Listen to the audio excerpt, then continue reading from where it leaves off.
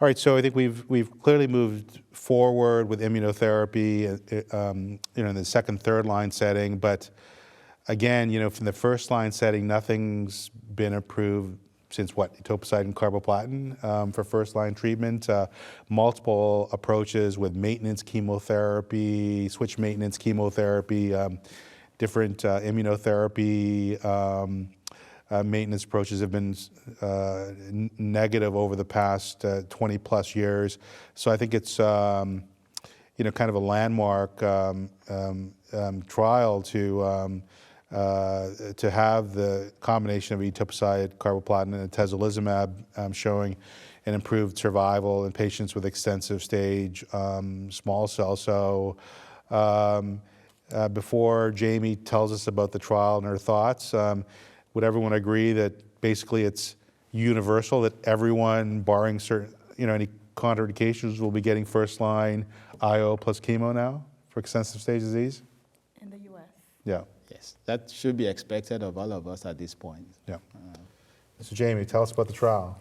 IMPower133 was our practice-changing trial of carboplatin etoposide with atezolizumab or placebo. It was first-line small cell, no prior treatment, treated, brain metastases were allowed, untreated were not. And patients received just 4 cycles of therapy. And this is truly a practice-changing trial. It led to an improvement in overall survival of about 2 months, which, while seemingly small, is relatively quite large for this disease. I don't think we saw any unanticipated safety signals. The drugs were otherwise as would have been anticipated to be tolerated, and we now have our first new standard of care in some decades. And so how many cycles of chemotherapy do you give? The study was 4. I think my practice parallels Tawfiq's in that most patients get 4. I think in the initial about year since adoption of this new standard of care, there has been a bit more regulatory oversight from payers, and we've been limited at 4, although would there be a place for synergy in pushing patients to 6 cycles? I think there could be, you could make a case. And then the atezolizumab as a maintenance every 3 weeks you give indefinitely? Every 3 weeks until there's a reason to stop, and that's either toxicity or progression. Right.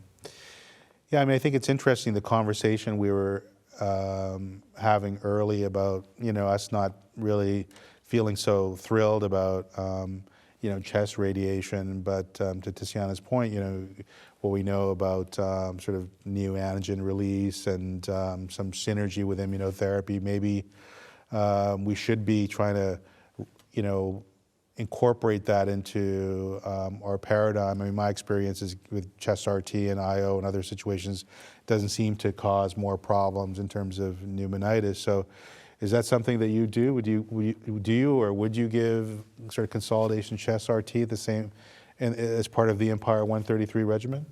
That's a great question, and I think that we were a site and we participated in IMPower133, so we kind of had used chest consolidation prior to using immunotherapy, and then kind of it fell off our radar in the sense that we were using immunotherapy and trying to understand, okay, what will be the pattern here if we don't use chest consolidation. And obviously in the beginning we were worried about toxicity and could there be more toxicity than benefit.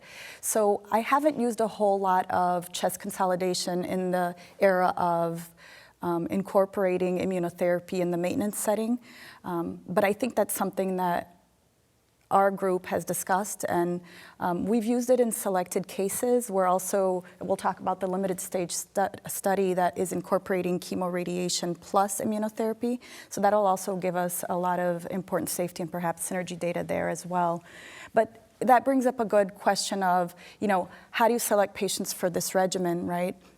Because some of the things that I've seen clinically is patients get the IMPower133 regimen, they go on to the maintenance atezolizumab, and they progress locally in that chest, and it's bulky disease, and it comes back pretty quickly. So I do wonder, and I think we really have to explore the chest consolidation for some of these patients that we worry that they'll have that recurrence come back with SVC syndrome with bulky disease in the chest that comes very rapidly. One other interesting thing that we did was we went back and looked at Flatiron data even before the approval of carboatope atezolizumab. It was already in the NCCN guidelines.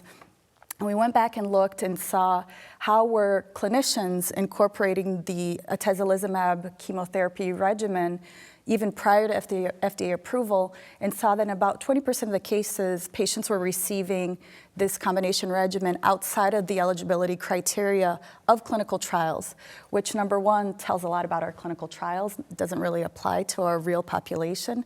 And then number two, kind of the unmet need that people really wanted to use something and felt very strongly about trying this new regimen. So there was a lot of enthusiasm. So patients, you know, with ECOG PS of 2, patients that perhaps got cisplatin instead of carboplatin, patients with organ dysfunction, which we commonly see, and so on. So selecting patients for this regimen beyond what we saw in the clinical trial, I think is something that clinically we'll have to see how that goes in real life. Yeah, I think the use of thoracic radiation is something I struggle with. You know, we all recognize that small cell is very challenging. We want to treat these patients, but we also have to perhaps learn the lesson that came from the approach of high-intense multi-agent chemotherapy compared to just going with doublet platinum chemo that did not result in any survival advantage, but more of toxicity for patients. So if we look at the CREST data, granted when you use the consolidation thoracic radiation, you delay progression in the chest, but 40% of those patients still progressed in the chest. You know, close to 70–80% of patients who did not have any thoracic radiation progress. So you did reduce the rate at which patients were progressing in the chest, but the question comes, are you able to salvage those patients if you had waited without rushing to give the thoracic radiation to everyone without knowing exactly who's going to benefit? And the other note of caution there was the RTOG0937 sort of adopted the same strategy, although that was not strictly thoracic radiation treatment. It was more radiation to all the areas of involvement, including the chest, as long as it's 4 sites or less. And surprisingly, that study actually showed worse outcome for patients who got radiation treatment after completing frontline chemo. So I think there could be a subset that will benefit. We don't really know who those patients are, but rather than just saying we have to give it to everyone because these are very sick patients, they need treatment, we may be harming some of our patients who do not benefit from it. Although we have a new standard of care with IMPower133, we have to admit that the outcomes are still underwhelming. Yeah. So the question of incorporation of radiotherapy, thoracic radiotherapy in particular, is absolutely worth studying.